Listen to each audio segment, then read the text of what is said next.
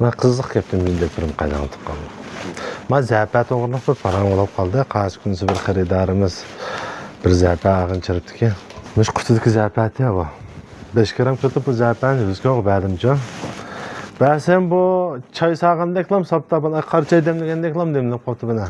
Bu zəpə edip anlatıken oy onun payda kılıp onun payda kılıp nere tinçlandırdısı vay bana payda kılıp akşayda çirip ilip ay bir kutu zəpəni 5 gram zəpəni ay tığıllam demle öpüşken gibi adam. Şunu olan muşo sık ilip zəpə kuruk sık oğun eken. Müççeksini korup bunun kontroletke akşayda bu zəpə.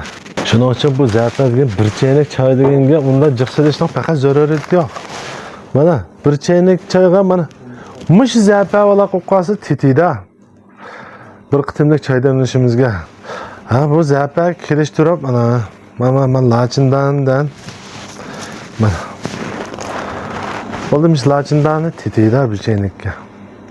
Ha bunu qoşum içine bir alaydıraq bir işkimiz ola qoqqası yana. Mana. Məhəmməd bir yerli qızıl gülümüz var mana. Bunun da sanatlan bir kuştallı sep koyamaz bana. Mişten olan taz bülbel, ay gülüdek navat taşlap miştenga. Çay demlep içemen bolan kop kalsam hay hay. Resmi adı kalın ağadak çay oldu. Allah'ım abi.